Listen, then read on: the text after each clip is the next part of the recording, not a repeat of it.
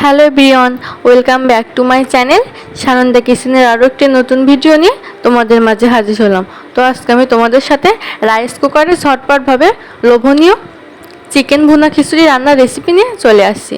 তো মূল রেসিপির জন্য আমি এখানে রাইস কুকারের সুইচটা অন করে দিয়ে এখানে কিছুটা পরিমাণ তেল দিয়ে দিয়েছি। এবার তেলটা গরম হলে আমি এখানে দিয়ে দিচ্ছি সামান্য পরিমাণে লবণ আর হলুদ। লবণ হলুদ দিয়ে এভাবে নেড়ে চেড়ে তেলের সাথে মিশাই নেব। এবার তেলটা গরম হলে আমি এখানে আগে থেকে কেটে রাখা কয়েকটা আলুর টুকরো দিয়ে দিলাম। আলুগুলো দিয়ে এভাবে নাড়াচাড়া করে একটু লাল লাল করে ভেজে একটি প্লেটে উঠিয়ে সাইড করে রেখে দিব।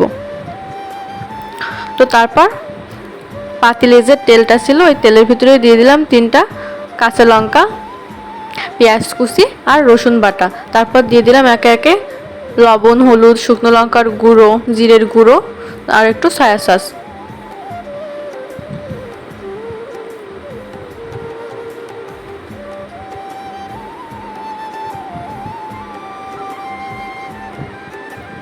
তারপর এখানে সামান্য পরিমাণে একটু জল দিয়ে মশলাটা খুব সুন্দরভাবে কষাই নিব।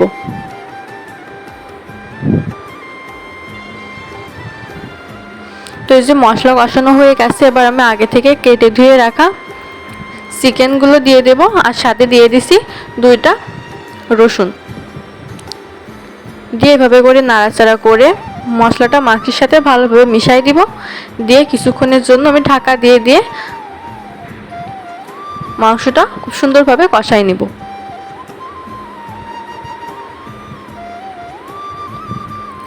দেখো মাংসের ভিতরে কিন্তু সুন্দর একটা কালার চলে আসলে মাংসটা অলরেডি কষানো হয়ে গেছে। এবার আমি ভেজে রাখা আলু দিয়ে আর একটু নাড়াচাড়া করে নিচ্ছি। এবার আমি এখানে ঝোলের জন্য পরিমাণ মতো জল দিয়ে একটু নেড়ে দিলাম। এবার একটা ঢাকনা দিয়ে ঢেকে দিয়ে চিকেন রান্নাটা কমপ্লিট হওয়া পর্যন্ত ওয়েট করব। তো দেখো এখানে চিকেন রান্নাটা প্রায় কমপ্লিট হয়ে গেছে। এবার আমি এখানে একটু গরম মশলার গুঁড়া দিয়ে নেড়ে চেড়ে এটা একটা বাটিতে উঠিয়ে সাইড করে রেখে দিব। তারপর ওই প্যানেই দিয়ে দিলাম কিছুটা সয়াবিন তেল আর দিলাম 2টা শুকনো লঙ্কা ফোড়ন দিয়ে এখানে নেড়ে চেড়ে নিলাম একটু। নিয়ে তেলটা গরম হলে আগে থেকে ধুয়ে রাখা মসুর ডাল আর চালটা এখানে দিয়ে দিলাম। দিয়ে দিচ্ছি এখানে স্বাদ মতো লবণ, হলুদ, শুকনো লঙ্কার গুঁড়ো আর জিরের গুঁড়ো দিয়ে এভাবে নাড়াচাড়া করে আমি চাল আর ডালটাকে খুব সুন্দরভাবে ভেজে নেব। এই চাল আর ডালটা যত ভালোভাবে ভাজা হবে খিচুড়িটা কিন্তু তত বেশি পারফেক্ট হবে এবং খেতেও হবে মজা। তো সুন্দর করে চাল আর ডালটা ভেজে নিয়ে এখানে আমি খিচুড়ি রান্না করার জন্য পরিমাণ মতো জল দিয়ে দিলাম। জল দিয়ে ঢেকে খিচুড়িটা ভালোভাবে হয়ে যাওয়া পর্যন্ত ওয়েট করব। তো এখানে দেখো খিচুড়িটা হয়ে গেছে।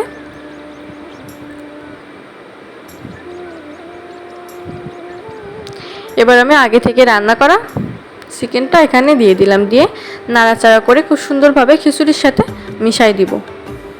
দিয়ে এখানে নামানোর আগে শেষে দিয়ে দিচ্ছি গরম মশলা। গরম মশলাটা দিয়ে নেড়ে চেড়ে আমি যতক্ষণ না পরিবেশন করব ততক্ষণ ঢাকা দিয়ে রেখে দেব।